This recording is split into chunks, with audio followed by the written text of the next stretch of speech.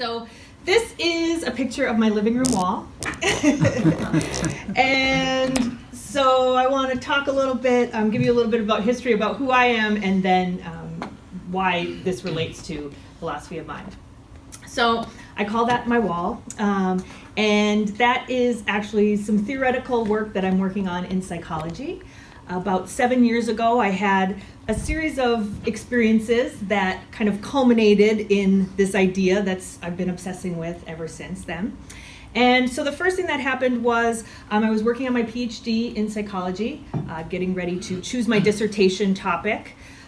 My field of choice at the time was curiosity and interest, so I was looking at what things made people curious and interested in different topics, if there was different levels of curiosity in people, what things hindered curiosity, that kind of stuff.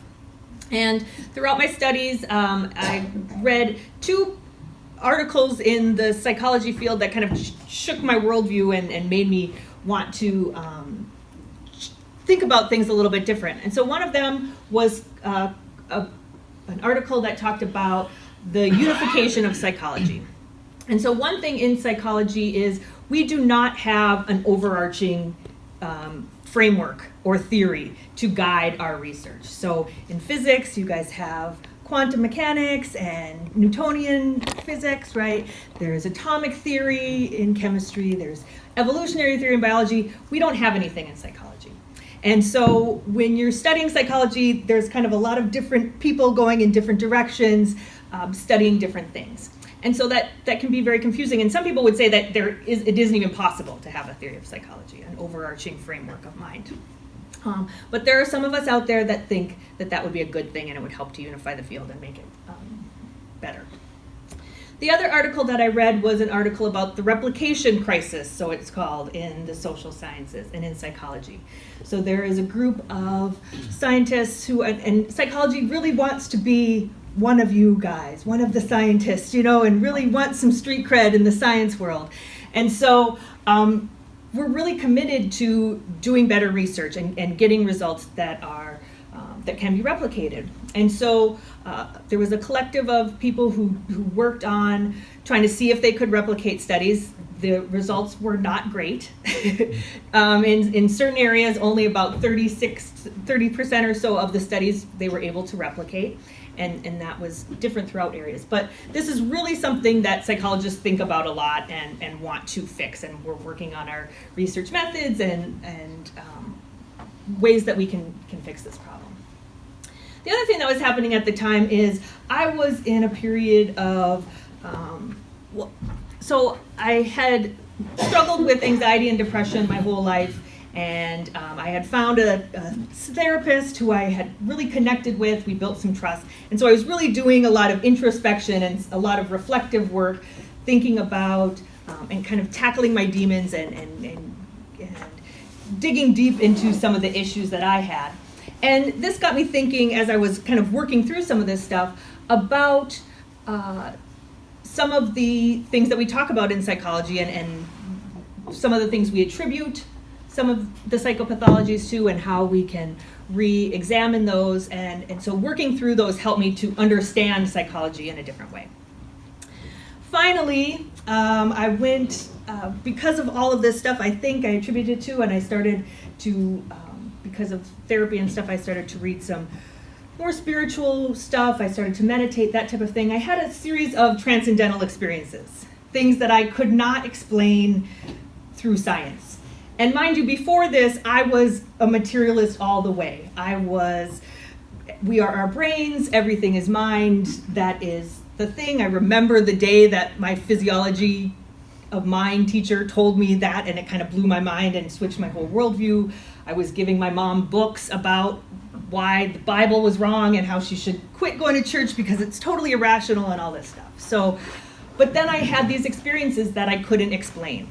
And they were very much, when I read spiritual texts or people who had different experiences like that, they were what people would call religious experiences. And so I'm not necessarily connected or to any sort of religious worldview, but it did get me thinking about, as a psychologist, what those experiences meant. And if all these people could have these shared experiences, what did that mean about the mind and about psychology? And so it started to get me thinking about those things. So after this happened, I came up with, so I tried to organize psychology and I wanted to help it. And so I came up with this kind of basic framework. And I started to fit pieces of psychology into that and to try and understand it in that way. And something just happened where I couldn't get enough information at the time. I went through this about 6 months where I would just devour information. And it started with psychology. So I would go and I would teach in the morning from 8 until about noon. And then I would go to the library for a few hours and copy some articles and get some books. And I'd come home and I'd just read for like 10 hours straight. I couldn't get enough. And that would inform the next day what I would research and that type of stuff. And psychology kind of grew out into biology. I started learning more about biology. That grew into chemistry. I started to think about physics more. I didn't even really know what the Big Bang was before then, but now I started to read about the early universe and cosmology and entropy. My dad's an engineer, so I just called him up one day and I'm like, Dad, can we talk about entropy? And he thought I was crazy because who just calls up to have a chat about what entropy is, right? And so I had all this information going in my head, and about 6 months later, it was like my brain just couldn't hold anymore, and it all exploded onto my wall. And so this is what I've been working on for the last 7 years. Okay, and so what is this? So this started as kind of a framework for, again, how we can, this overarching framework for psychology, how we can organize psychology in a way that kind of unifies the field.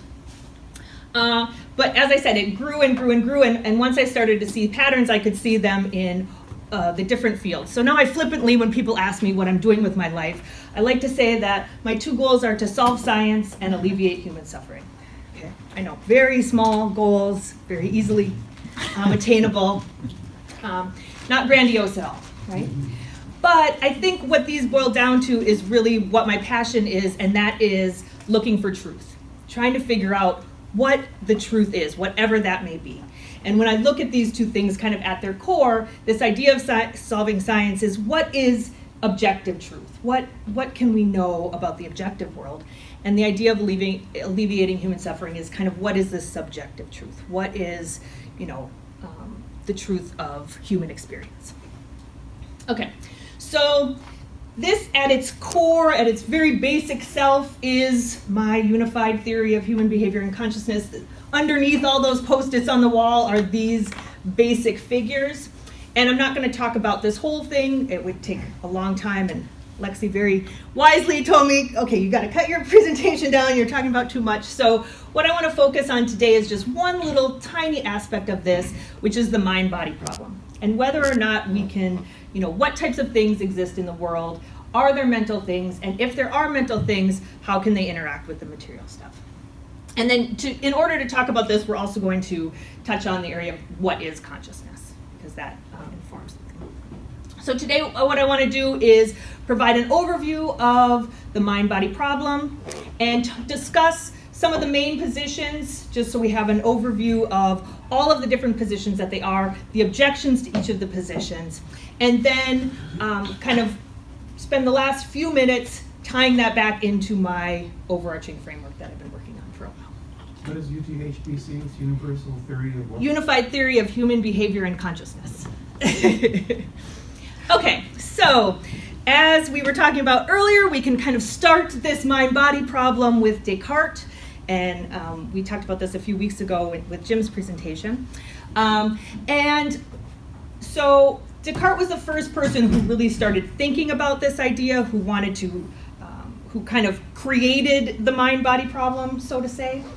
And what Descartes was interested in is, what can we be certain of? What can we know for sure? And so in order to try and figure out what we can be certain of, what we can know for sure, his strategy was to use radical doubt. And so he doubted everything that he possibly could. So he said, look at the world. Maybe the world doesn't exist. Maybe there is an evil demon who is manipulating my thoughts and making me believe that the world is existing when it really isn't there. Okay, that could be true. Maybe my body doesn't exist. Maybe I'm a brain in a vat somewhere. That demon, he's really good at deceiving me. He's tricked me into believing I have a body. Really, I don't. I can doubt that my brain exists. That doesn't have to be a thing. The demon can be tricking me into believe that too. And he finally got down to this idea that the one thing that he couldn't doubt was that he doubted. Because if he was doubting that he was doubting, he was still doubting. And so that was the point where Descartes said, this is the bottom, I can't doubt that I doubt.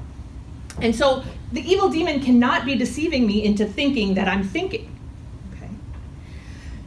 And so if I'm doubting and I'm thinking, I must exist. And so here's where we get Descartes' Descartes' famous saying.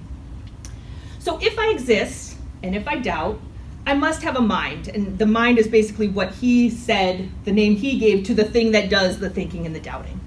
And so he said, with this mind, that means I can't doubt that I have a mind. And so if I can't doubt I have a mind, which we see here, but up here we see that you can doubt you have a body and brain, then according to Leibniz, for two things to be identical, they have to have the same exact properties. So if I can't doubt I have a mind, but I can doubt that I have a body and a brain, then it must be true that my mind cannot be my brain. And here is when the mind-body problem was born. Because here's where we see somebody actually separate these two things into two different entities. And chaos ensued in the academic world from there on. Okay, so what is the mind-body problem? When people talk about the mind-body problem, then just like Descartes said, what they're interested in are what kinds of things exist in the world. Are there mental things? Are there material things, physical things? And then how can we explain the existence of those things? And if there are more than one thing, how do we explain the interaction of those things? Now, in this day and age, what we think about when people think about the mind-body problem is the idea of consciousness. So I want to talk for a minute about what consciousness is. So the famous philosopher Thomas Nagel wrote a paper. It's called What Is It Like to Be a Bat?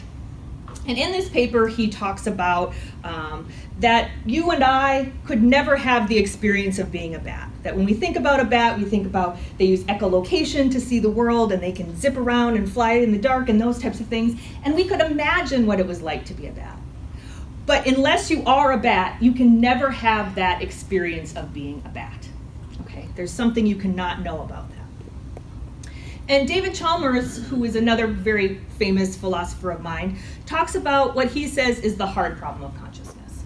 So the easy problem of consciousness is the stuff that we study in science and the neurocorrelates of consciousness and that type of stuff. So it's easy to find out, and he puts easy in quotes, very, but it's easy to figure out, what parts of our brain cause us to raise our hand, or how the information gets integrated into our brain, or what happens in our brain to produce the sight of color, those types of things. But the hard problem, he said, is how is it that something that's immaterial, consciousness, can arise from this 3-pound, mushy thing of tissue, right? So how can consciousness arise from the brain? And so that's basically what the mind-body problem is in this day and age. Okay, so when we talk about what types of things exist, there are two broad areas of thought. There's the monists, who think there's just one type of thing, either mental or physical, and then there's the dualists, who we talked about, like Descartes, who says that there's two types of things. So what I want to do is go through each of these views and give you, most of them have like a strong argument, a strong case of one and a weak case of one, so I'll talk about some of those, and then give you the objections to each of those, because they all have objections to them. So let's start with idealism. And so the idealists say that the mental is all that exists, that you cannot distinguish human understanding and perception from the world, and so reality is the mental. Okay? And the very strong version of this, the people who support the strong version of idealism, actually believe that we are all mental things in this world, that maybe we're a dream in the consciousness of God, or some such thing where nothing exists. tables don't exist, chairs don't exist. Nothing exists, it's all consciousness. Okay? And that's called ontological idealism. The weaker version of idealism, or epistemological idealism, basically says, okay, we'll give you that there's tables and chairs and physical things in the world, but it's impossible for us to know them because everything we know, and this is what Alexi was talking about earlier, everything we know is filtered through our perceptions, and it's tainted by, how we combine that information in our brain. And so there's nothing independent that we know that doesn't happen through minds. And so it's impossible for us to know exactly what an objective world would look like because it all happens through mind. Okay? And so the first thing is there's not a lot of idealists in the world. Okay? In fact, if you take a philosophy, like I took a philosophy of mind class at NIU, and we didn't even really talk about idealism. Okay, there's some, right? But it's not as, at least the ontological idealism part is not as popular. And so lots of people don't even consider it a position when they talk about philosophy of mind. The epistemological idealism is a little more popular, and I actually kind of believe in epistemological idealism as well, but I don't think that it really addresses the mind-body problem as much as it addresses the distinction between idealism and realism and what exists and what we can know subjectively and objectively. So I don't think that's as relevant to the mind-body problem when we're talking about are there material things or mental things. Okay, and so the objection that a lot of people give to idealism is just like they throw a book at you or something and say, did you feel that? That's real, right? Okay, so the other type of monism is materialism, or it's sometimes called physicalism.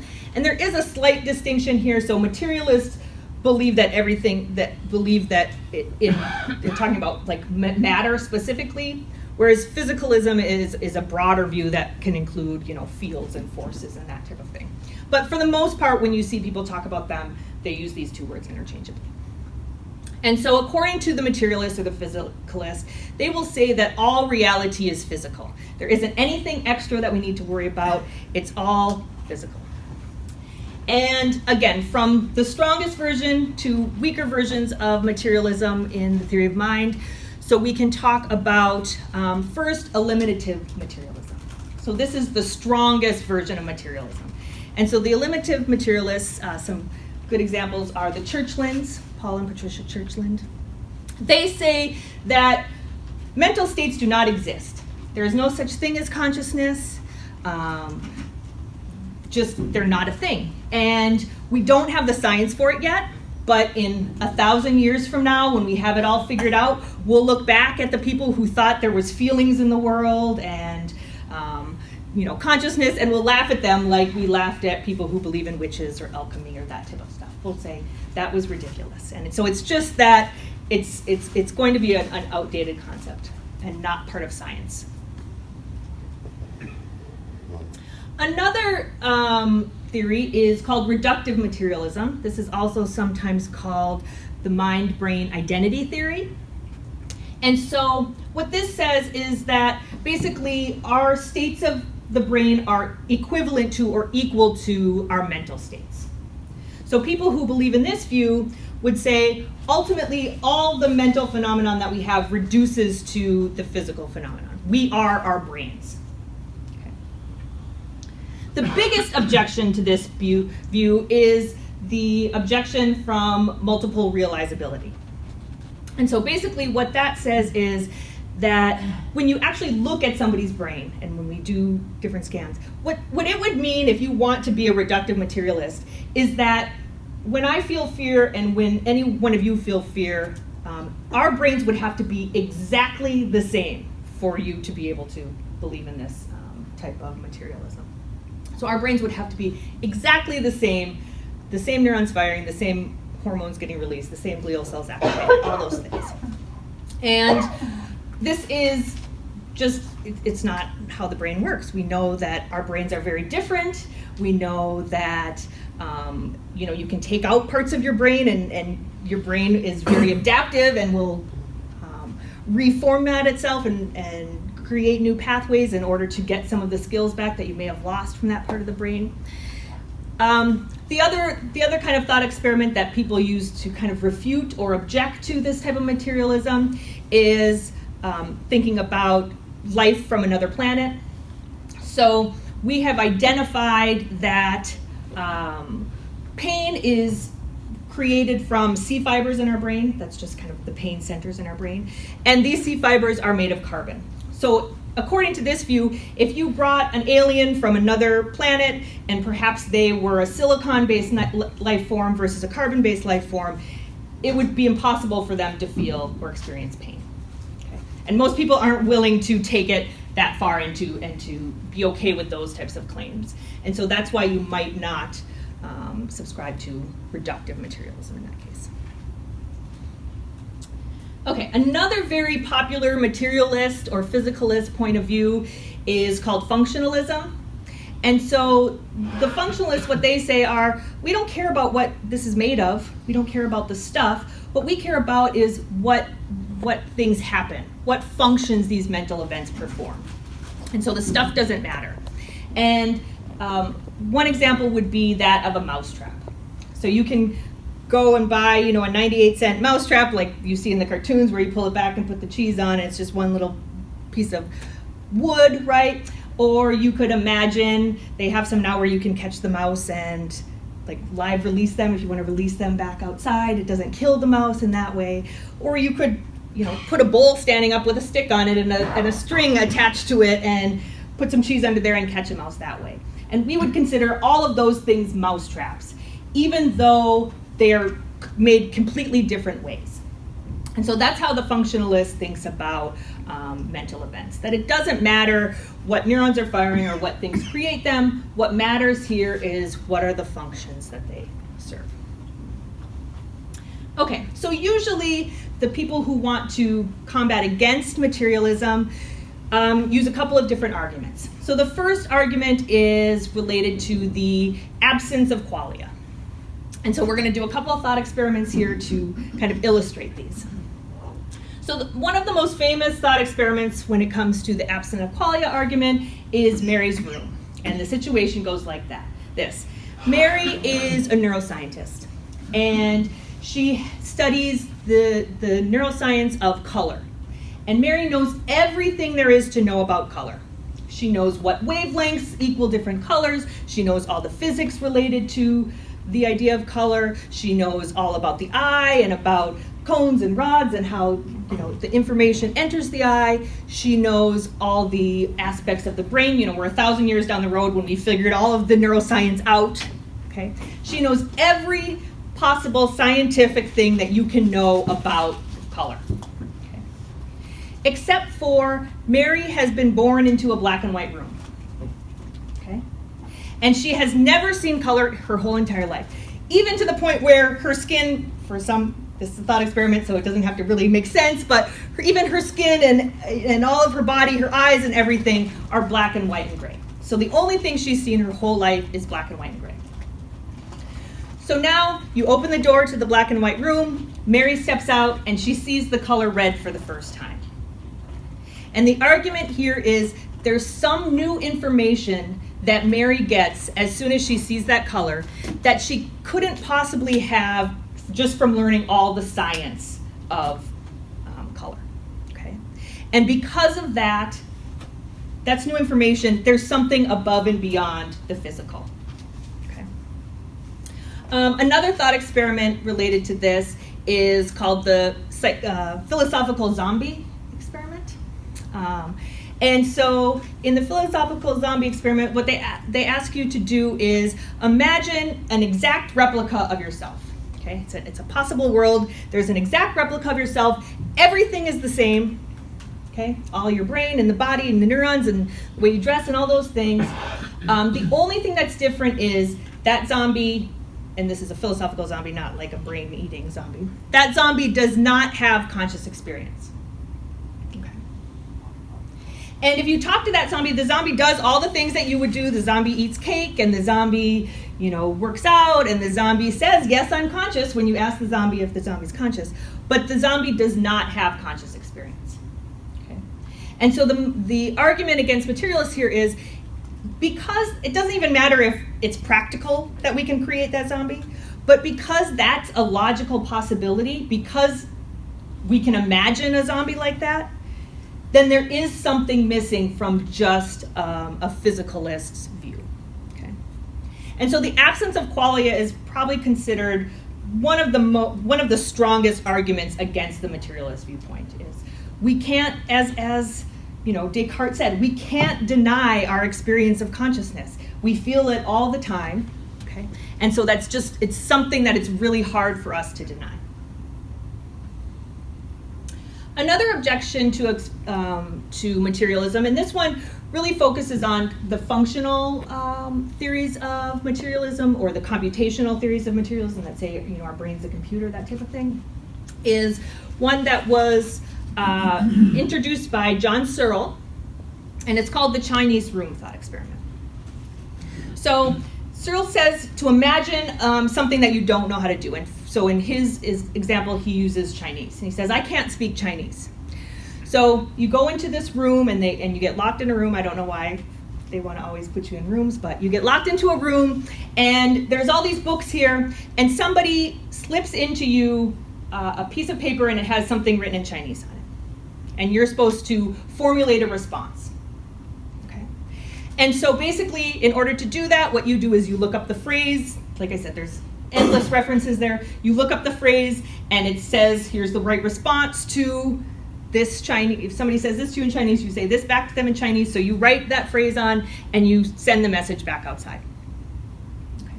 The person on the outside, in this scenario, can keep sending messages in all day long, and if you have enough reference materials, you'll keep sending out the right responses, would have no idea that you don't know Chinese.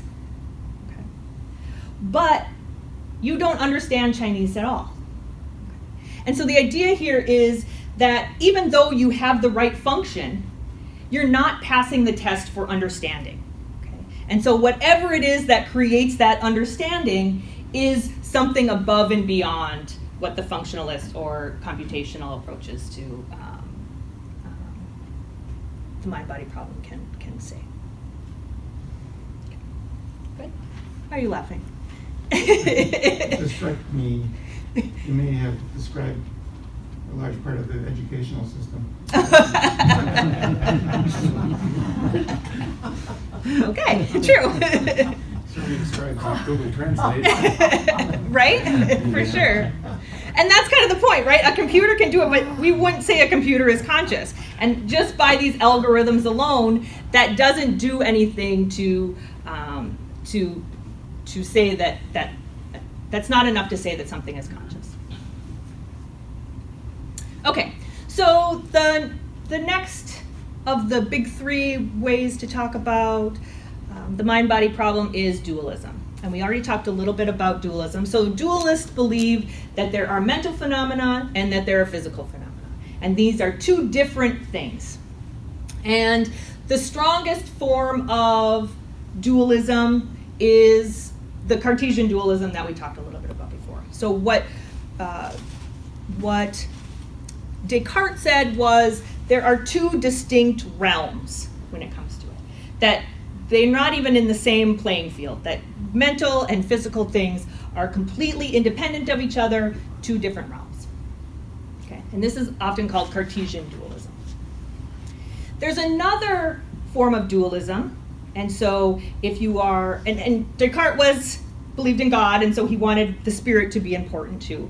There's another type of dualism that is sometimes feels more appropriate for people who don't want to say that there's a God.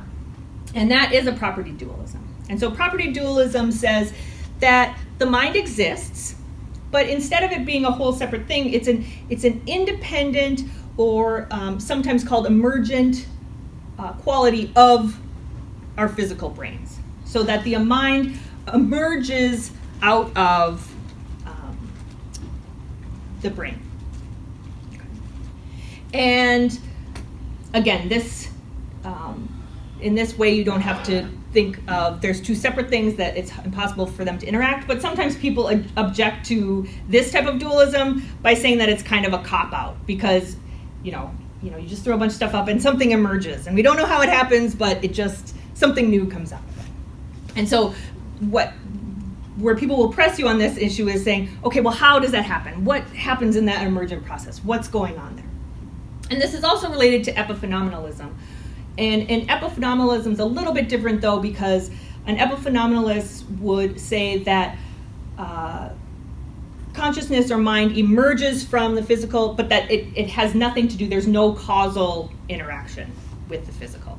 So if you can think of like smoke coming off of a bonfire or whatever. So it does exist in that thing, but there's no way that it can cause anything back on the brain.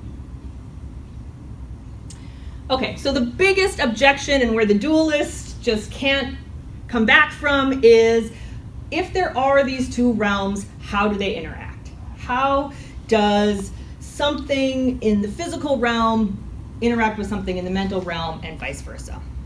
And no dualist theory that anybody has proposed as of yet has been able to provide a good, solid, coherent explanation about the relationship between these physical and mental states. And so that's a big problem for dualism. Okay, so where do we go from here? Because it seems like we have each of these things, and they all have kind of these big objections that are stopping them. So one way to go is Mysterianism, and Alexi was kind of talking about this. Colin McGinn is a philosopher. He talks about it as the idea of cognitive closure. Okay, but basically the idea here is that it's beyond our comprehension. There's no way that we will ever be able to understand consciousness because of, there's different versions of this argument, but because it's too hard for our brains, sometimes it's because the problem is outside of who we are, and so then it's impossible for us to understand it that way. But basically, the Mysterians, or the people who promote the cognitive closure hypothesis, say, we'll never understand it. There's no way to understand it. It's impossible to understand it. So all of this mind-body problem talk that you have is just futile. That seems very unsatisfying to me, and I want to believe that we can understand consciousness. I get where they're coming from, and I hear them, but I really want to be able to understand this. And so I respect the people who are the Mysterians, but I don't want to go there.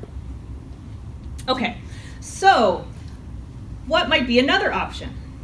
All right, now you guys are going to have to stay with me on this one. This one gets a little crazy. So there are some people out there, and this is a theory that was pretty popular a while back and kind of fell out of favor and then is now starting to reemerge. And people who are proponents of this, and there's some big people, David Chalmers likes to think about it, Philip Goff, some people like that, look at it as being the best of both worlds when it comes to theory of mind.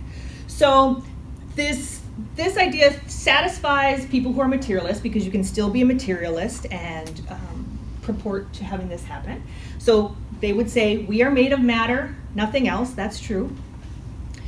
But it's irrefutable that we have consciousness. Okay? We cannot deny this experience of consciousness. And so when we try to do that, it's a problem. And so if I am conscious, then it follows that sometimes material things are conscious. And what evidence is there to suggest that all matter isn't conscious? Okay.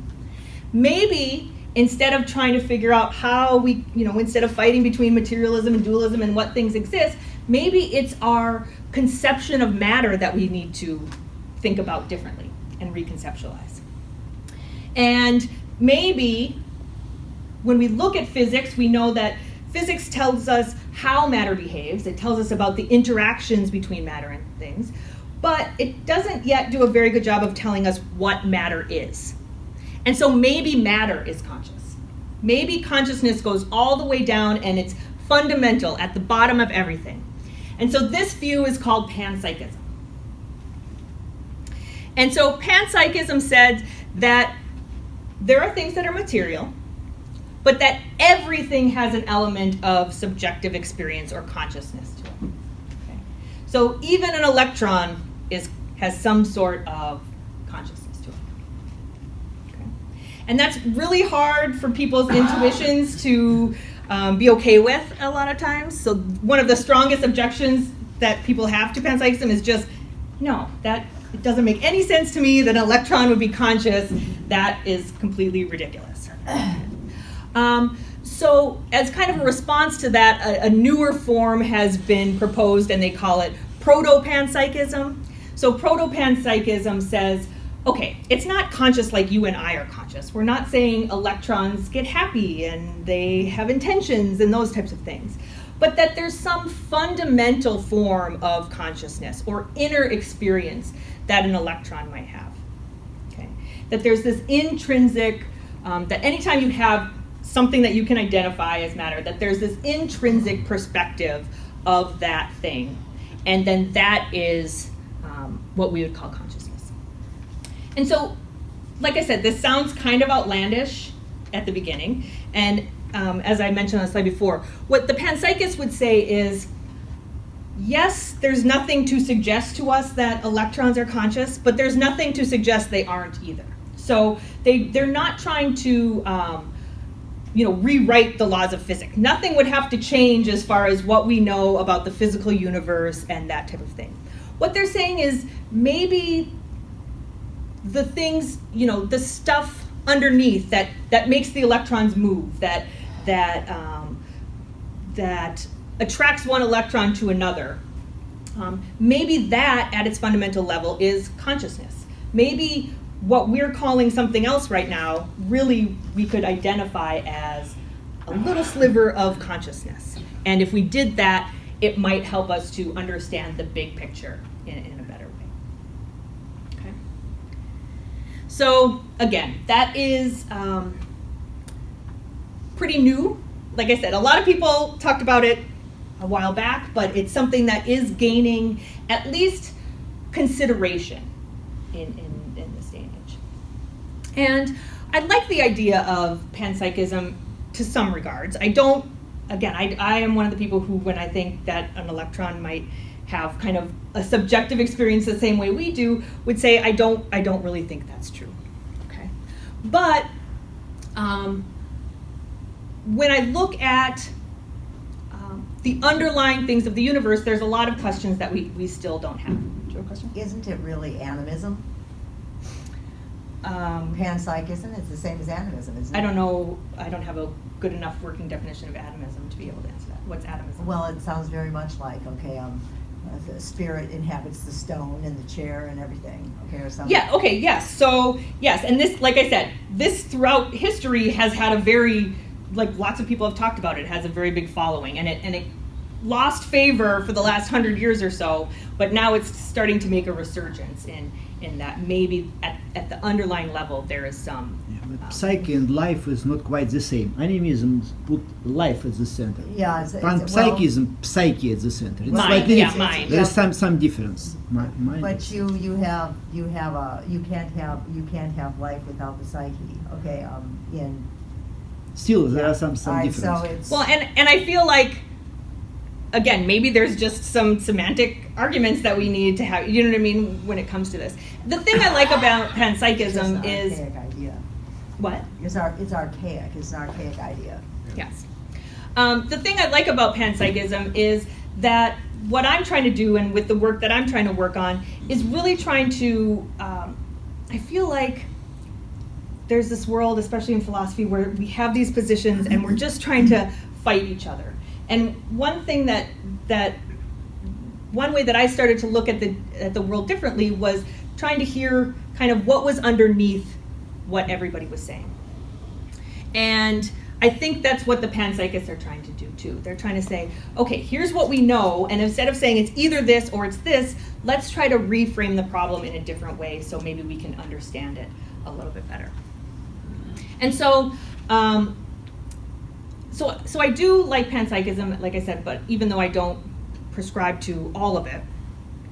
And so now what I want to do is come back to kind of this framework and talk about a little bit about what this means to me and how I see this working.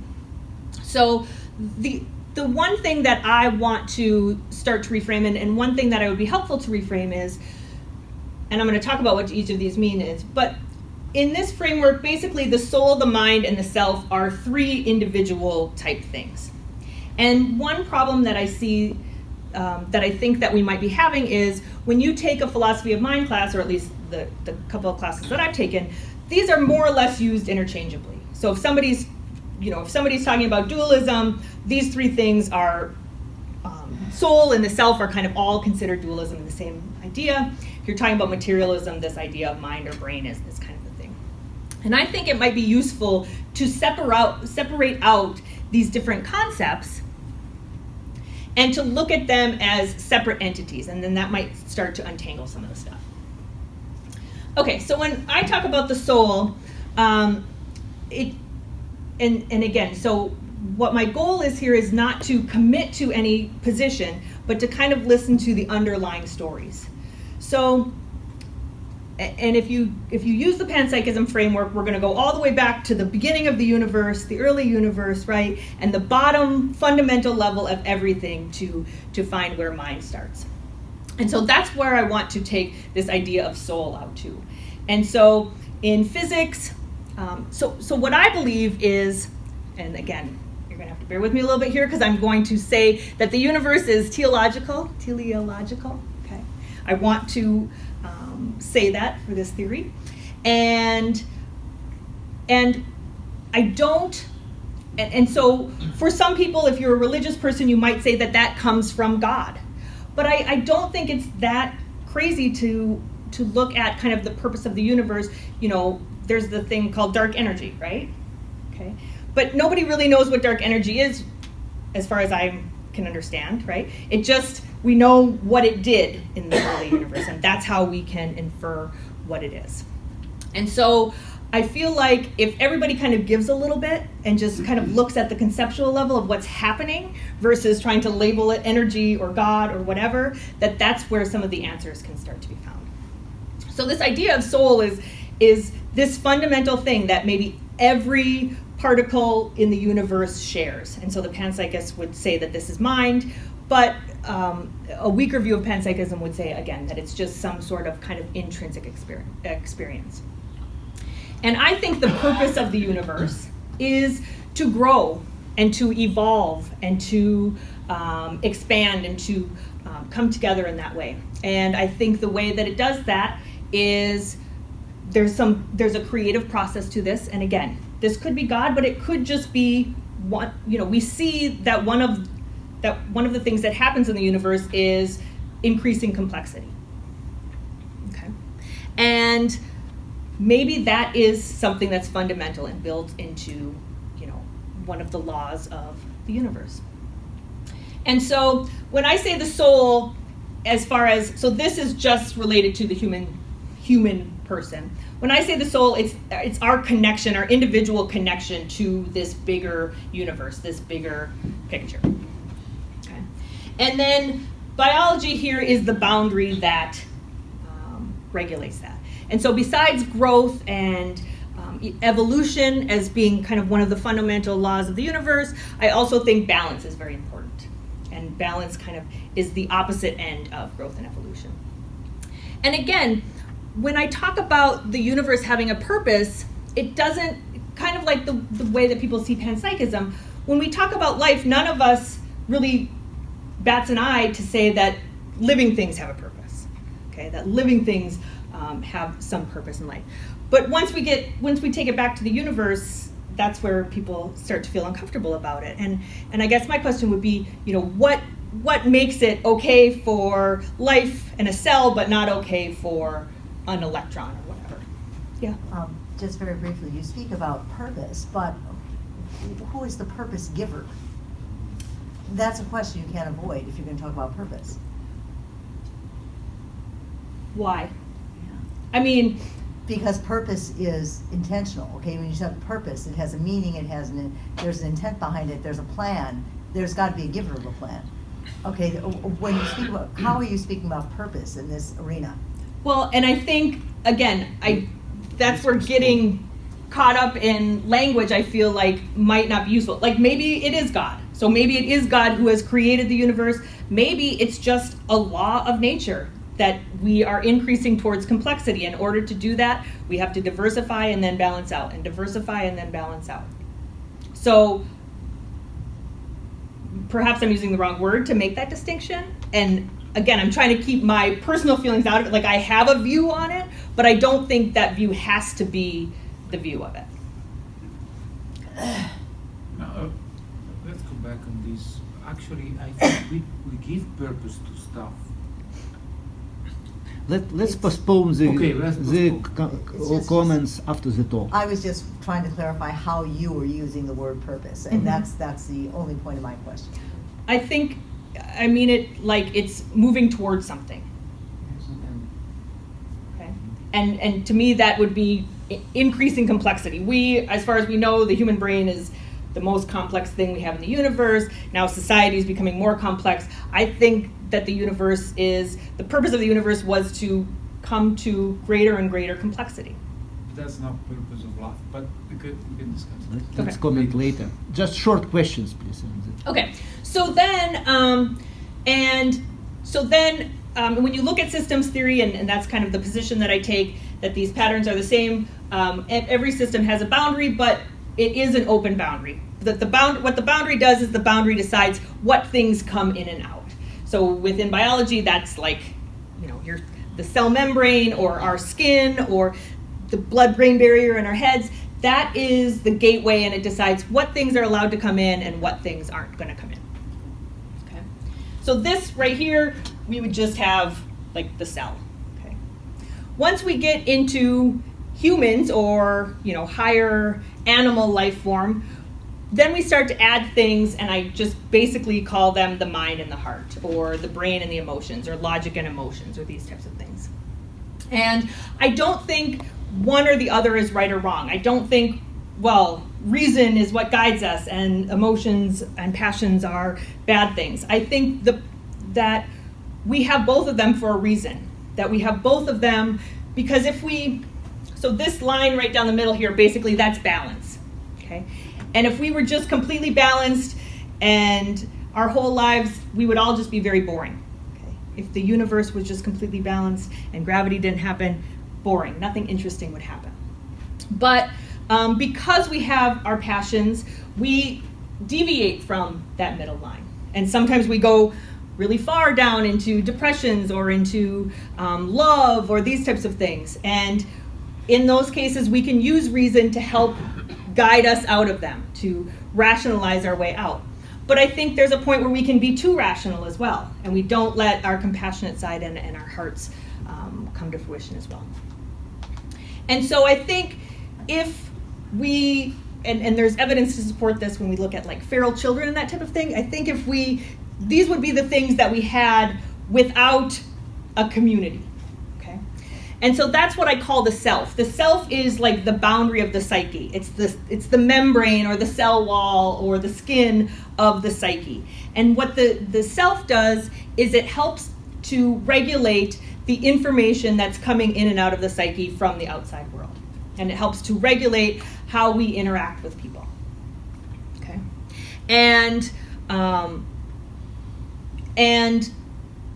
if you are perfectly imbalanced, so if your heart and your rationality are perfectly imbalanced with your soul, and your self is, I believe in free will, so if your self is controlling these things, then you're at this kind of midpoint of the self, and that is authenticity. That is true, and in psychology we would call it self-actualization. Okay. And so basically, I think that using this kind of framework, what I have found and what I've been doing for the last years is now fitting in the psychological research into this. If we say that this framework works and this is the overarching thing, how does that speak to the results that we've found in psychology and in other areas? And I find that it works pretty well when we fit things into this. It explains the results of most of the studies that we have, or that at least that I've looked at, and the results of those, and it answers some of the questions that we have in psychology as well. And I'm not going to get too much into that because I know we're talking about philosophy and not psychology. But so I know that was just a very brief talk about this, and I will, come back and talk about free will or the soul more in depth in later times if that's the thing. But if there's any questions, I am open to those. Okay, now it's time to questions and then maybe to comments. Thank you very much for your presentation. Thank you. Okay, it was interesting. I just kept coming back to myself with one question. Okay, but what's the truth? And for the materialists in the room, what kind of experiment would you have to design to prove that consciousness arises from matter? We have this framework of discussion in these areas in which only materialism is acceptable, and so these theories arise within that context because they refuse to look at anything but a materialistic viewpoint. So for the hard materialists in the room, I guess I'm from Missouri, show me. You design some experiment that's going to prove that consciousness avoids the Chinese room thing, okay, and that consciousness is arising from matter instead of having spirit spin itself a body. With all these theories, people are going to question whether something like the soul exists.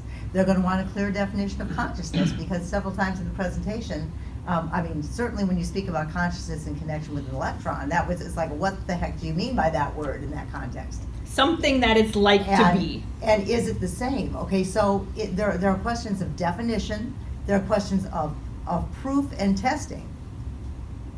So for the materialism, that would be my question. Okay, if all this discussion has to occur within the materialistic framework and that's the only thing allowed, all right, then show me. I'm from Missouri. I want to see your experiment that's going to definitively prove that consciousness arises from matter.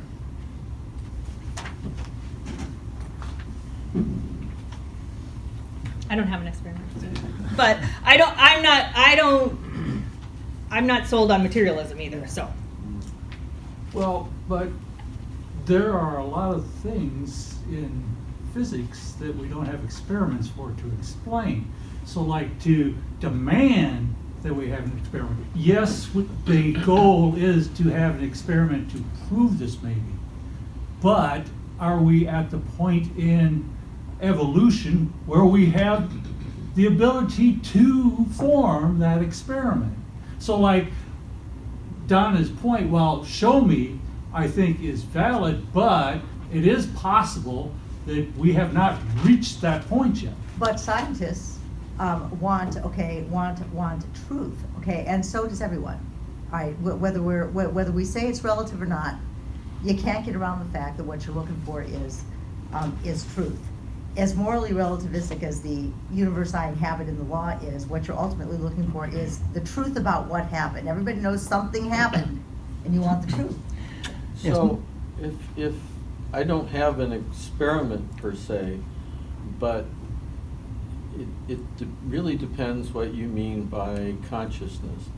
So, consciousness, is that the thing that I'm deciding to do X or Y, or is consciousness the thing that I feel pain and or that I form some intentionality? And part of the problem with separating mind off here and saying it's not part of the function of a brain is, for instance, you can take somebody who's severely depressed, give them some medication and make them non-depressed. You can lower their pain or raise their pain just by the application of physical chemicals. You can change their intentions. You can change how they probably will act just by the chemicals that you feed them.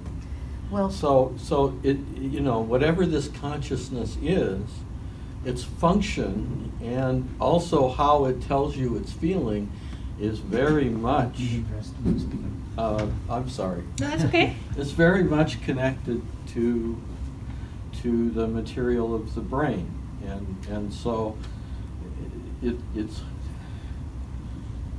if you yeah, okay, so it's a hard problem, and she stated it very well. There's our feeling that our consciousness has some feeling, okay, but also all the experiments we do show that we can influence and probably even control that consciousness merely by the physically what we do to a brain.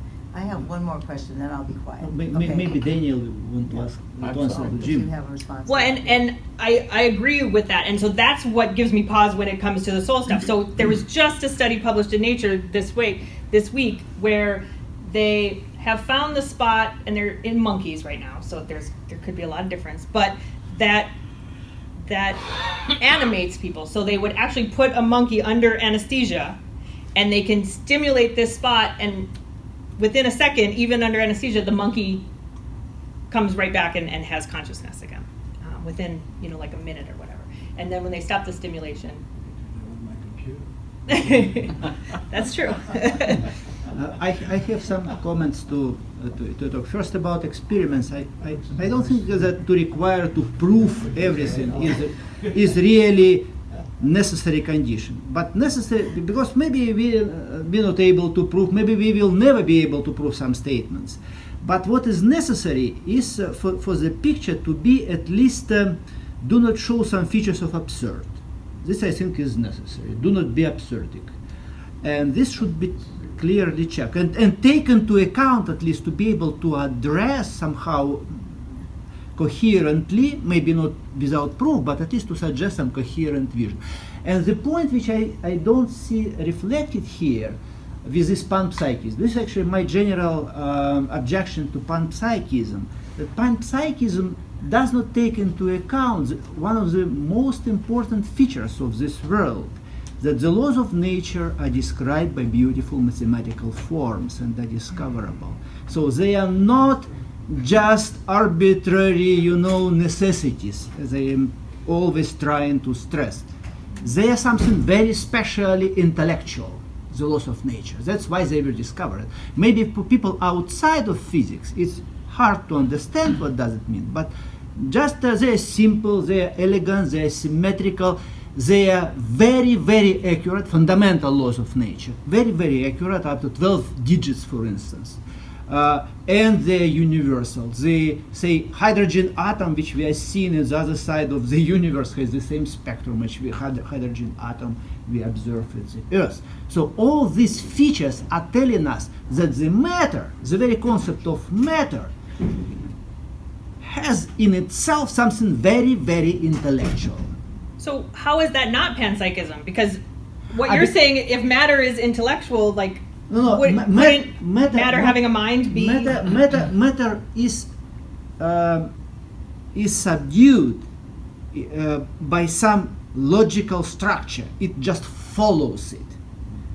So at the same time, state of matter was very different, close to Big Bang. Temperature was completely different, and the whole state of matter was very different. But the laws of nature were the same.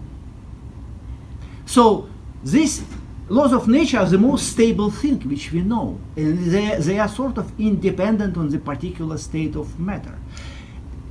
Panpsychism normally assumes that there is a sort of living, the universe is living being. But if the universe is living being, how the universe could impose on itself this very specific mathematical, very intellectual mathematical laws? This is the question. Well, and I'm not sure that's the most modern conception of panpsychism. I think that's panpsychism from the past, but I think in this day and age, there's a lot of material psychics or panpsychics who wouldn't agree with that. But I think because of that, the way they conceptualize it actually lends itself to there being, if mind is at the fundamental level, then it could be little tiny minds that are creating these laws of nature. But it's not tiny. It is actually very powerful. What sets the matter what it is. It's not tiny. It is very potent. This is the point. I just have. Maybe they don't. You already asked twice. Maybe it's, let's pick somebody else. Give a speech and then no one else can talk. I've Let's heard people say that cells have consciousness, and that was hard enough for me to I know, accept. it's really hard to. but that seems a lot more easy for me to accept than atoms having consciousnesses. I mean, cells do all sorts of things, reacting to their environments and communicating with one another and all kinds of things like that. But anything below the level of cell seems really hard to get. But what does ascribe communicate the with term one another consciousness. mean? Yeah, and They our send atoms do the signals. same. They send chemical signals between each other, and they're amazing things. They can act as a group. They don't turn on. They change their behavior only when there's a certain number of them together. And But atoms can act as a group, right, and change their behavior when, like, change into a different element when there's more than them. Or they're subject to laws much more than the cell behavior seems to be. But Law and chance. yeah. Some more questions? I'm going to ask this question because I've been trying to, and I don't let men shut me down. Okay, so my question is this. Okay, Alexi, and I'm going to ask it, and don't shut me down because you gave a speech. All right? Again, for the materialists in the room, the question for me about consciousness and matter is that to adopt a wholly materialistic attitude toward things goes beyond the evidence because it ignores the fact that we are just creatures of 5 senses. So it goes completely beyond our evidence. It overstates the case to say that everything's materialistic. And when Alexi talks about the laws of the universe being mathematical, well, these mathematical laws are not themselves material. So in the entire sort of mind-body problem that's posed, I sense that there's something wrong with the way the question itself is posed. I agree with that. And that's, I think, what the panpsychists are trying to address in their own way. Whether or not you agree with it, I think that's kind of the idea that they're getting at, is we're asking the wrong questions. We're thinking about the wrong way. Maybe Luciano. There is many people. Mind were objection. Following up on her point, I think it's a lot like the nature versus nurture argument. It really is neither. It is some sort of interaction, combination of both. And argue ardently in one direction or the other direction is to waste a great deal of time. I completely agree with you. That's why I agree with that on lots of things that we argue about in one way or the other. How does this plug into it? This is a path I'm going down recently. And when you hit Mysterianism, I'm not sure if I was agreeing or disagreeing at this point. But basically, and I'm looking for one word and I haven't been able to pin it down, but basically this explains it. Our minds operate using established patterns and pathways, what we've learned from birth or wherever before, but the structure of our perception and understanding is basically all we have ever known and operated with. And now my argument is starting to go towards whatever is introduced to us as we progress and as we grow, we tend to take it and insert it in the pathways of understanding that we already occupy. And in order to, and so we almost can't learn anything new until we change those pathways. Right. And so how I would address that is I would say, yes, that's this stuff out here, but there's this soul. And to me, when I'm tapping into my soul or whatever I call it, my brain isn't on, my emotions aren't on, my self-consciousness isn't there. It's in here. It has nothing to do with what's going on. And I think it relates to, when Alexi has been talking about, like beauty in the world, like I understand that as being kind of reaching into your soul. And so it's not something that we can understand with our brains or with our perception or whatever. It's something you have to kind of, it's ineffable. You have to understand it from a different place. And I don't know how to describe that to people who've never had an experience like that.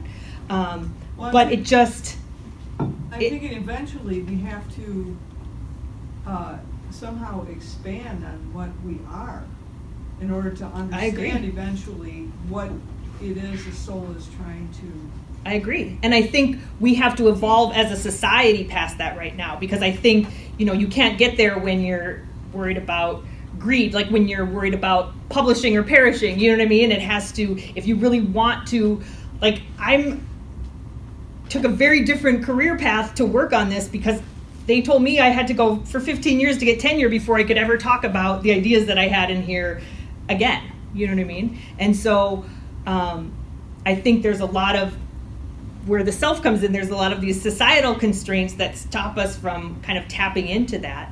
And once we, as a society, can evolve to the level where those things aren't as important, that maybe we can start to understand it. But I'm looking at the matter, not society. I mean, how we define matter is basically being shaped, I think, by how the only way we can see the soul at this time. I It's agree. like matter is going to look very different when we have a more direct Yeah, understanding. I think everything's of going to look very different. the whole. Like, to me, for us to say that we know anything for sure right now just blows my mind, because I look at everything we've known in the past and how we've been so sure of it, and then that conception changes, and I just go, how can we be like, I know that for sure about anything?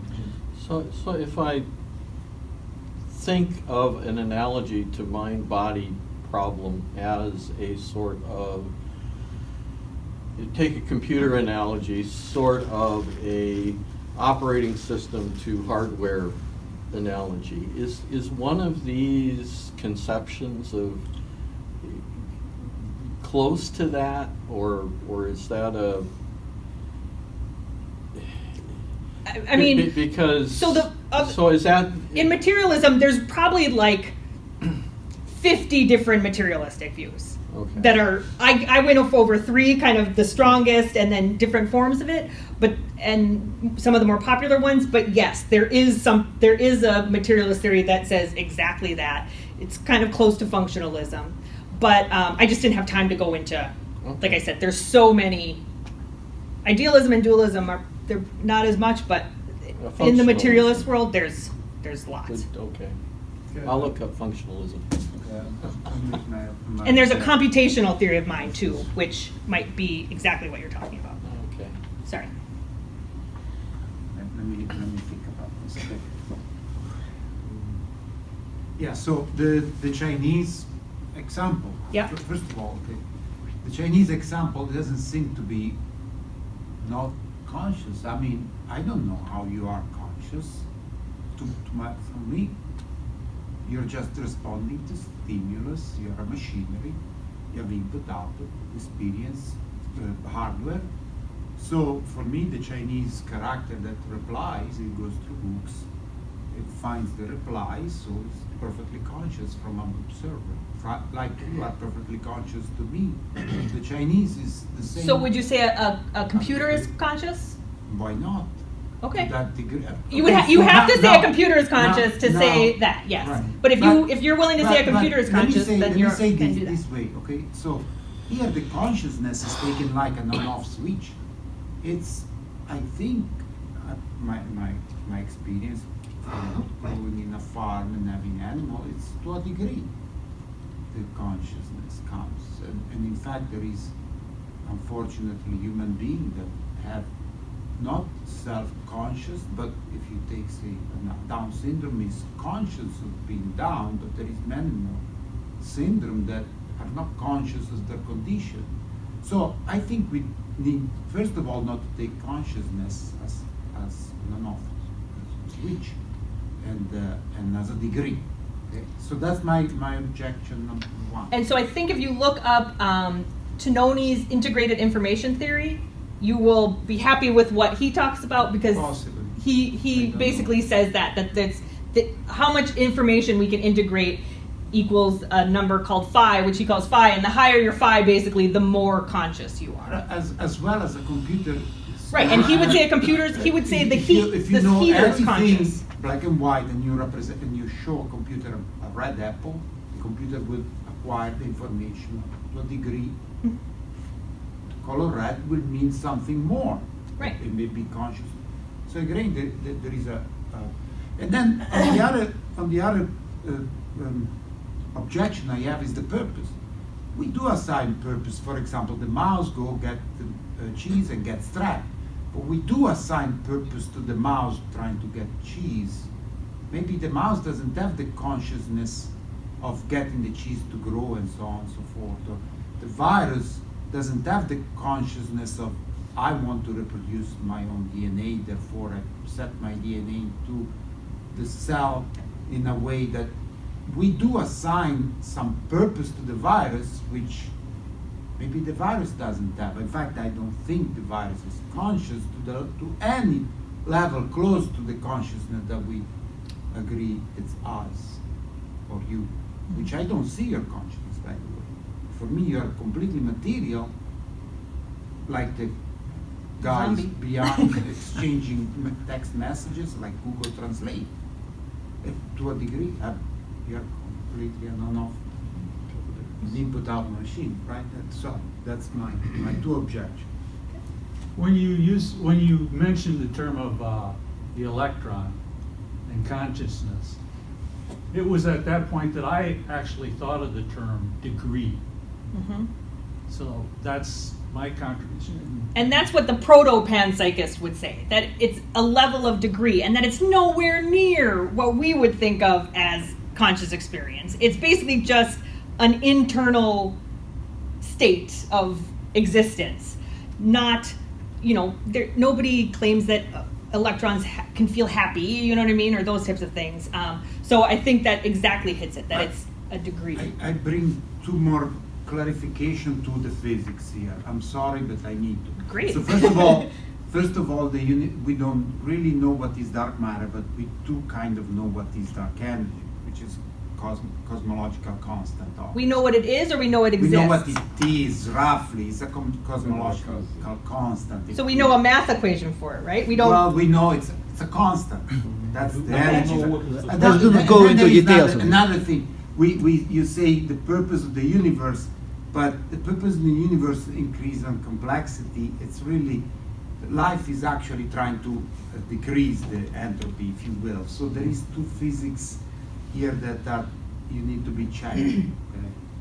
So the purpose of life is in fact not to increase complexity or information or disorder in a way that we infer information, but is actually decreasing entropy by of course giving off entropy to the universe. So the purpose of life is actually not increasing complexity. In a way, we do decrease information or entropy in ourselves in order to be alive. So these are two concepts. But the universe is increasing in complexity. It is The a fact. universe is increasing entropy. Well, And complexity too. And complexity. For a Yeah. while, Way, it's but- increasing complexity. The prediction is that the complexity will go down. And I agree. For I agree with that trillions of years prediction. from now. Anyway, these So- are two physics. Yeah, let me Yeah. tweak. So the way I think about physics actually is that you never know exactly what something is. What you know is the interactions. Right. And so we know how dark matter interacts, and we can make a mathematical theory of what it is that predicts what it's going to do. But all our knowledge actually comes from the interaction of these parts, and that is also how I think one would approach a mind-body problem. Is you look at the interactions, but I already went through that, and I don't think I convinced anybody. But I also think that that's where the panpsychists have the strongest ground, is because that's what they say. They say this doesn't contradict physics at all, because physics is just talking about the interactions. What its purpose, or what it's trying to do, is talk about what matter is, what mass is, versus how it interacts. And Yeah. maybe what's causing that interaction in some way, or what's guiding that interaction, So this has to goes do with. all the way back to Plato and saying, okay, this apple is red. Well, you understand that it's not us perceiving the actual properties of a red apple, it's all the interactions of light and the way it hits certain cells and the way that transmits into the brain circuits through all of that. And so red is not, it's at the level that the philosophers are talking about it, it's what a certain neuron is pushing in a certain way in the brain. Sort of, I don't know, sorry. Related to that. Yeah. Related to that. So what about the other way that in many ways the mind can affect what the body can cause the body to get sick, it can cause it to move, of course. The mind can do all kinds of things in the other direction too. It's not all Yes. that drugs Exactly. can affect what your mind says. Right. So, Well, but so if that- it's like the I've heard operating people system. argue, Yeah. use that as an argument for being separate, the independent thing. The operating system on a computer shows you the 404. Please. I'm sorry. So I have couple more comments, very short. First, ethical concept is very important, and I think you just said it outside the brackets. Does, within all this framework, do ethical truths exist or not? Or it is just purely conventional, etc., but... I so think there are so ethical truths. there are, so, but... Or what you were talking about last week, moral truths? Is moral that what you- truths, ethical Yes, truths. I would say Do they yes. objectively exist, independently of what we decided in one or another culture to consider true or not? Well, part of the reason I got to this was I was studying positive psychology, Mhm. and people who study positive psychology, what they're saying, well, psychology used to look at what's wrong with people, right? And we were going to fix the depression and that type of thing. But positive psychology says, how do we take people that are fairly healthy and make them their best selves?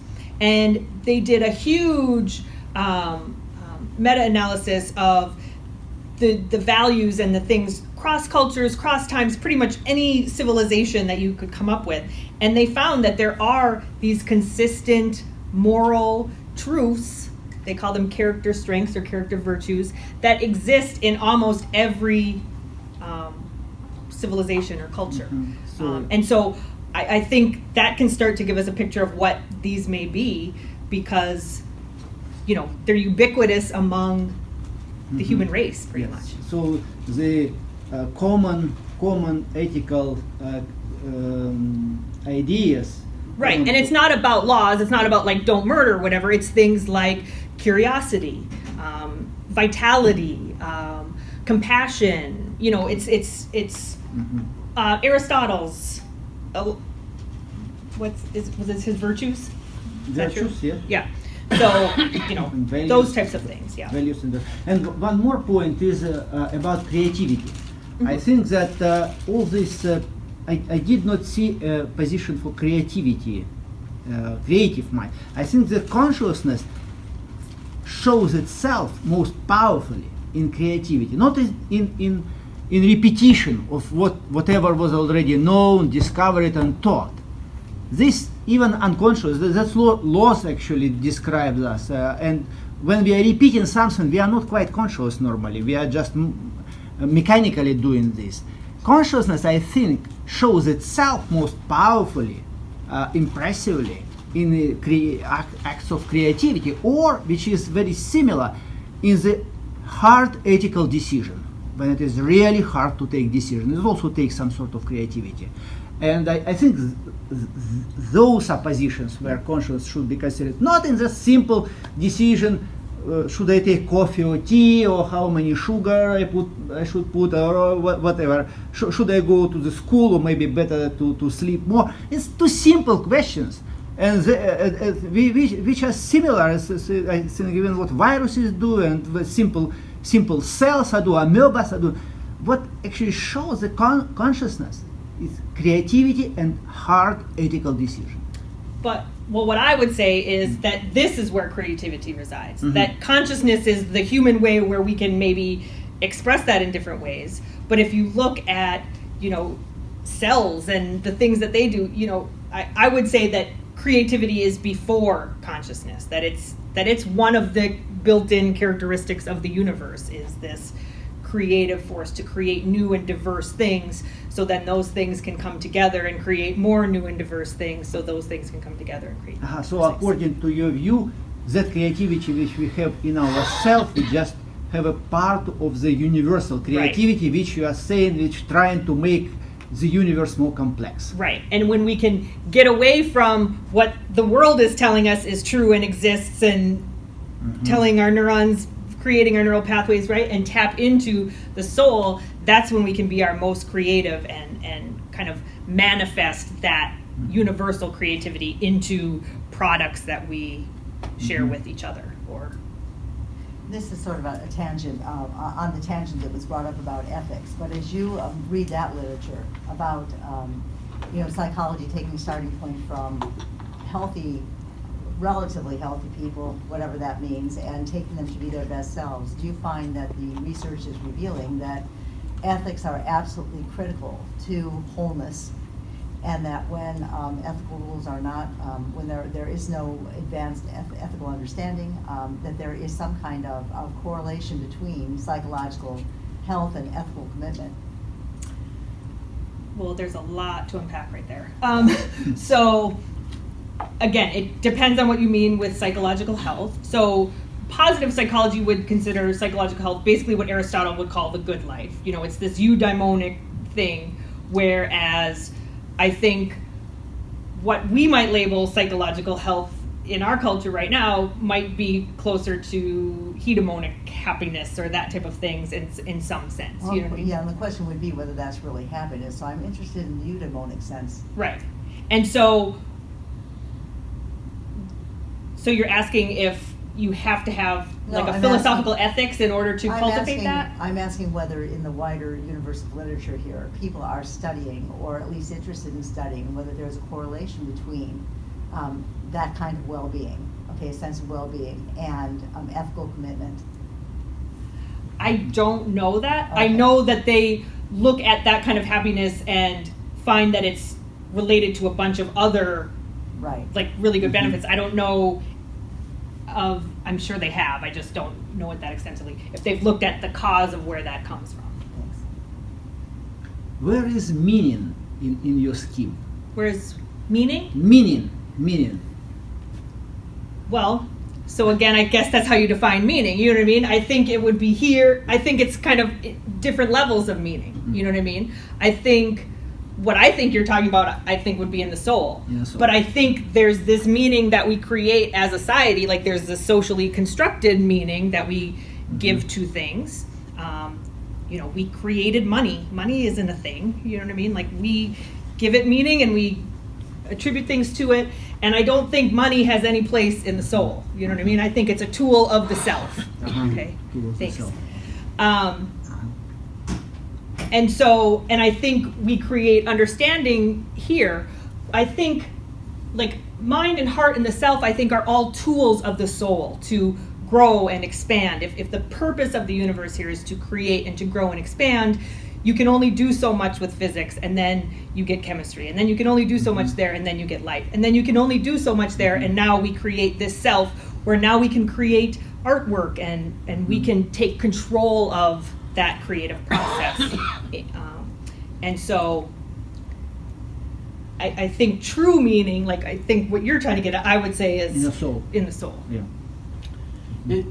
Is there some form of this that thinks that mind consciousness is partly self, but partly it's the entire society?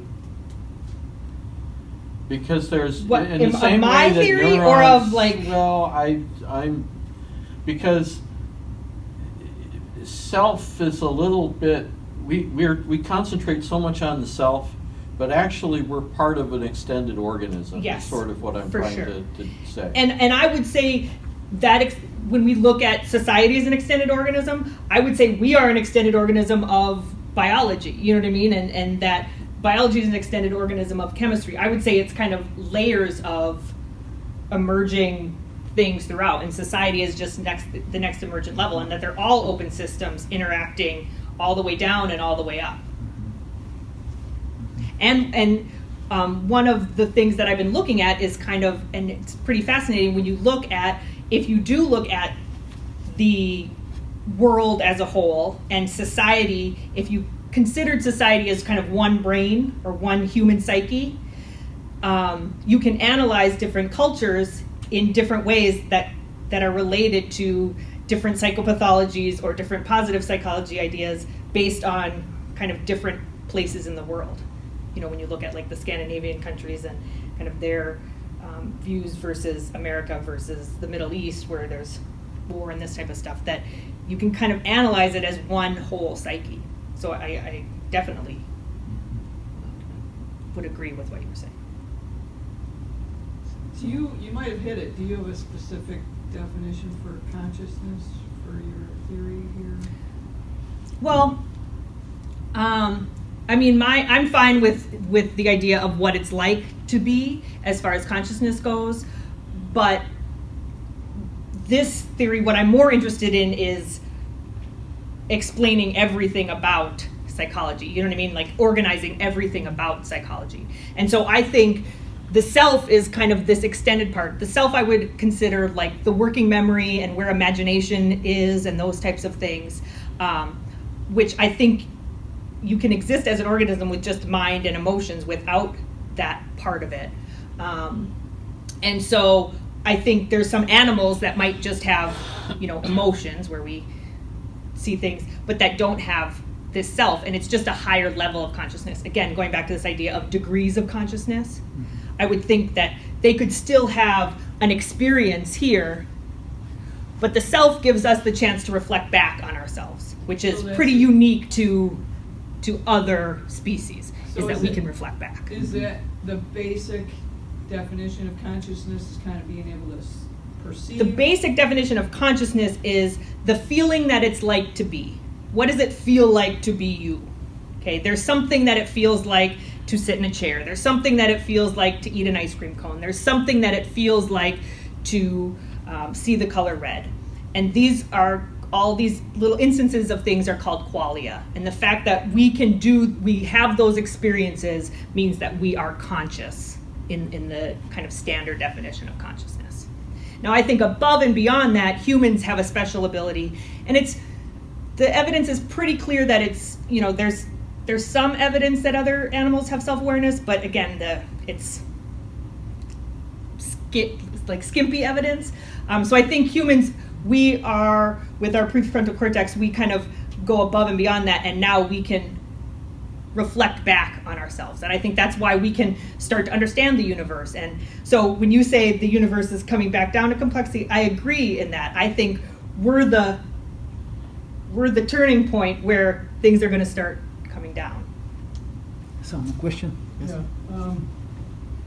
If you're saying that matter is imbued with these qualia and this purpose, basically, of emergence, this emergent purpose, do you then take it a step even further to say that there may have been a mind that did the imbuing with a purpose of creating mind as a reflection or something? I could absolutely see that happening. I don't think that's outlandish, and I don't understand how other people see it as outlandish, just given like what we have created in humans. I mean, 100 years ago, if you would have told us we were making robots and stuff, people would think that's crazy. So I can imagine our minds creating minds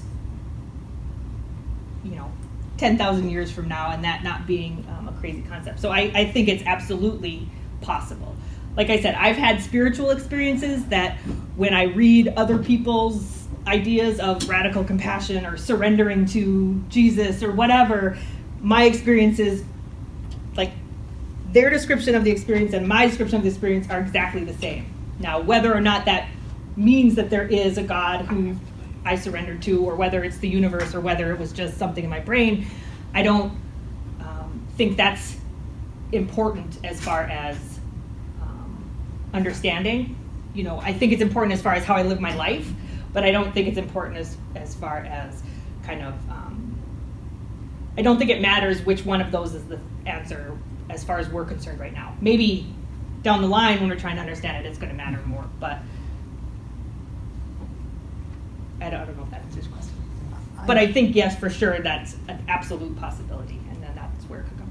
I just had a question about the scope of your intent with this theory. Is it that you're trying to develop a useful construct that will not only unify the disparate branches of philosophy as you see them in chaos, but also provide a useful model therapeutically and holistically and say, okay, that's what this framework is for, and its testability is going to rest on the extent to which that it's successful in doing all this. And really, in terms of stating an absolute truth claim, I'm not in a position to do that, and it would be probably beyond our capacity in terms of all possible human situations we could come to verify. But my purpose with this theory is to come up with a useful construct. Yes. Okay.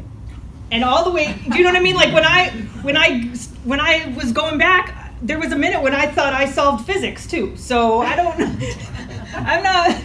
I started to get into quantum physics and my brain kind of exploded, and I don't know that I understand it enough, but my basic idea is that the pattern is the same pattern all the way down and all the way up. And it's about identifying the pattern versus worrying about what the stuff is or what the matter is. You know what I mean? That the pattern's the important thing. And then it's applicable everywhere. There are multiple theories of emotion that Yes. corresponds to heart. Antonio Damasio, who's one of the gurus of neuropsychiatry and psychology, is showing that you really can't take emotions out of thinking, in that the thinking then becomes deficit. It becomes a sterile logic that leads many times to very faulty outcomes. So I'm a little bothered by your separation of mind and heart in this model. And so that is more conceptual than it is necessarily like in actual world. But if you can think about like the extreme mind person, Spock or somebody, right, who's just all rational. He wouldn't happen, according to Damasio, because he would not be able to make effective decisions. He would wind up with all sorts of difficulties. And I think when you look at a lot of the rational and ethical and moral dilemmas that philosophers examine, it does at some point come down to an emotional decision. Do we sacrifice the one man walking across the street, or 10 men on the streetcar? And that's an emotional decision. It's a weighing of emotions and feelings, not so much logic. And so I would argue that Antonio Damasio is studying our decision-making and emotions in this world, that if we're using it as a thought experiment, though, and could have any possible world, that it would be possible to just have all logic or be completely ruled by your passions. I don't think either extreme is useful in any way or healthy, but just as kind of a thought experiment to see kind of where the extremes are. And I agree, these two things completely interact. The point that I have in kind of separating them is not to say that they never touch each other. It's just to kind of say that, like I said, this is balance. Like this would be completely rational plus completely emotion, kind of perfectly balanced through your true inner soul, making every decision guided by that. And in my own experiences, there's times when, there's a difference to me between like anger, when I'm just kind of in this passion place, then I can use my head to tease apart, well, why am I angry? That's a silly reason to be angry. You know what I mean? And I can come back up to the line. But sometimes I get too far here, and now I'm all making decisions in logic where I need to have my heart involved a little more, my emotions involved a little more. But the true thing is, there's righteous reasons to be angry, okay?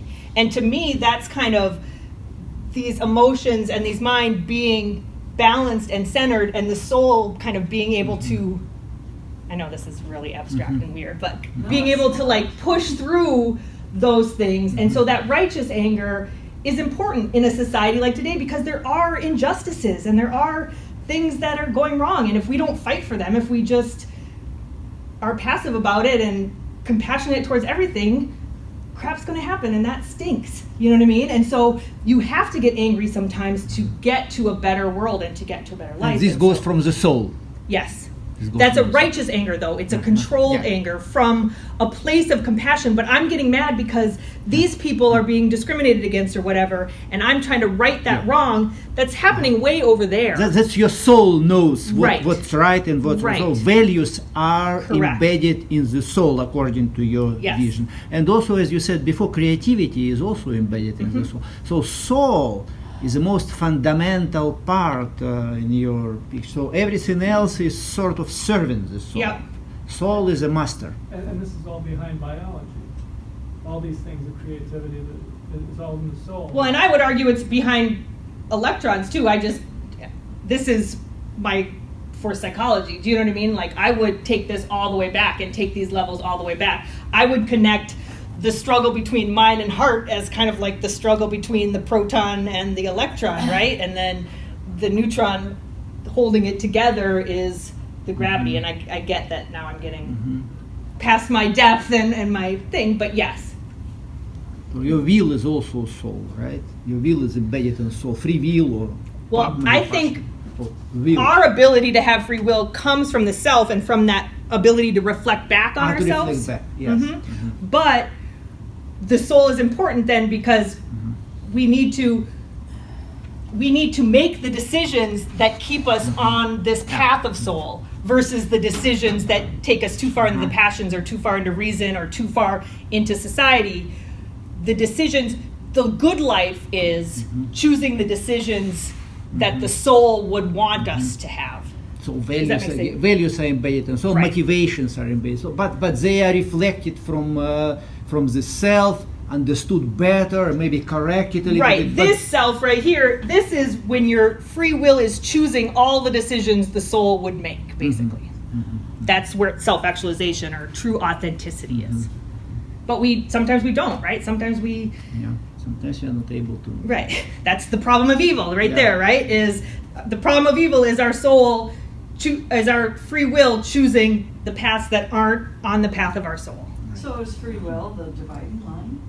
Free will, personality, biology, it's all interacted and affecting everything. Oh yeah, it's all, So we don't really just intersect with biology, we're glued to it. right, all these things, there should be arrows going in both directions all the way to and No, from there. That's up to that, it's fine, I understand it, but I guess the terminology is so I know. Scientific, and I come at things from a more spiritual point of view, so I'm trying to take what everything goes on in all the lectures that you give, Alexi, and then I'm trying to put it into my woo-woo world, and it's like, oh, yeah, okay, I know exactly what you're talking about. And then just like a half hour ago, you were talking about, I don't know what this is, and I don't know how and I'm going, it's a knowing. Right. It's knowing. And how do you explain that? Yep, it's ineffable. It's just is. It just Exactly. is. It is within your own being to someone else. Right. And it's when somebody says, is that true or false is out here. Truth claims are not part of the soul. The soul just is. Yes. Uh-oh. I think if I can just make a comment here, it's going to be important for your theory to really define how you're using terms, because we can think we're communicating and then we can fail to communicate because we're not using terms I in the know. way other people use these terms. And I thought about just It's- creating completely different terms, and then especially against the background, say, of ancient philosophy. Okay, the ancient philosopher is going to say, okay, so how is it that you're giving soul priority over mind? How is that working? What's the relationship there? How are you understanding these terms? So I think that's going to be important, because often we think we understand something and we don't, because we're not using terms in the same I way. agree. Well, who are you writing this for? I don't know. You guys right now. That's fine. I mean, I feel like because I understand what you're saying. Like, I go to the woo-woo world, right? And I feel that part of it. But then, there's some things that I can't get down with in that world, and it goes too far. You know what I mean? And then I go to the science world and I say one thing about the soul or whatever, and they're like, wait, what? And so I feel like this group is pretty friendly as far as being able to have different minds, and some people who are in all different walks of it, which is good.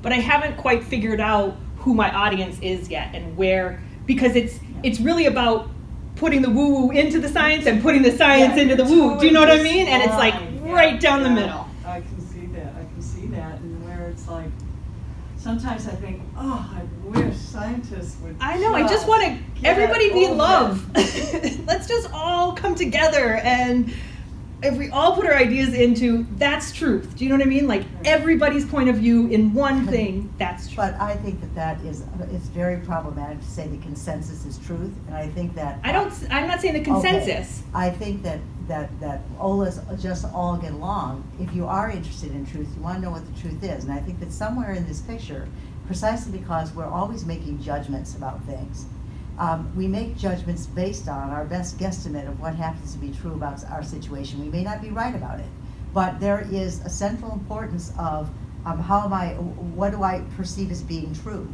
That we can't get around the question of having to deal with truth claims.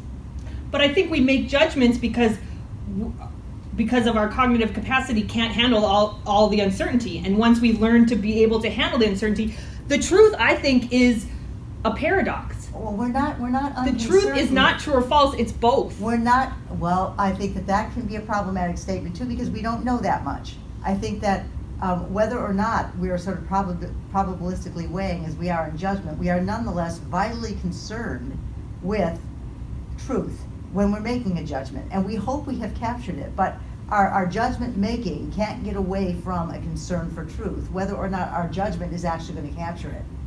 I'd say it's part and parcel of making a judgment. And I would argue that that's where we're at right now, but I take the long view of the human species as well and look for 1,000 years from now when maybe that's not a constraint that we have. What, the truth is not a constraint?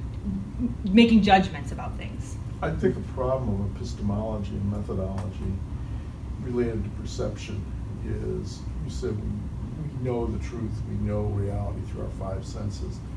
There may be other ways of knowing. Let's say that we encounter another species and they look at things in different ways. I'm not sure that we are programmed biologically in terms of what our brain can and can't do to be able to know what they know or understand what they know. Mm-hmm. We may find ourselves confronting a body of alien knowledge that's just not processable as a computer would, and they may look at us the same way. But this And is then how to be the the ultimate best. How truth to be then the would best. be hearing both of those stories, hearing the stories from this and the stories from this, and accepting both of those as part of the whole The truth. parable of the cave, I think, is applicable here. But you're not able to say that. I think this is where extreme humility has to come in. We are not able by that kind of maneuver to say that we therefore have access to what the ultimate truth is, or that we can name it or define it. What I come back to questions of religious faith, and I know traditions can be used oppressively, but there is a reason in these faith traditions, in say Christianity, Judaism, Islam, that the ultimate reality is unnameable, undefinable. You can't capture it. And I think that we have to have the humility to be able to say that no matter how harmoniously we might be able to unite and come to an agreement about what we think the ultimate truth is, just because someone has this perspective and someone has the other, we could be missing it entirely. And I would argue that maybe when we can all come together in that way, in harmony, what we all decide is, as a collective, the decision we make is we can't know the ultimate truth. Mm-hmm. And then the truth is you can't know the ultimate truth. Do you know what I get? Like, it's a paradox. But the paradox that would be at the heart, okay, and this is the experimental spirituality of thousands of years.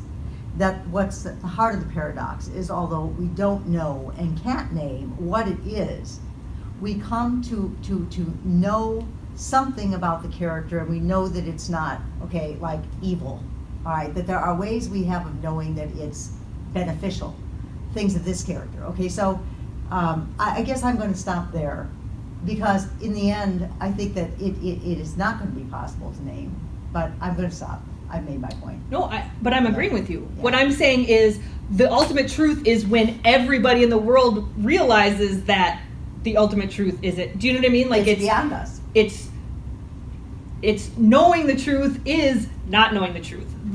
For me, free will is, we use free will to guide this, but the ultimate free will is knowing to just listen to your soul and not try to make the choices, because the choices that you're making are ultimately taking you off the path. It's about choosing not to use the free You will. do still have to choose, okay? And I guess the danger. But you can choose not to choose.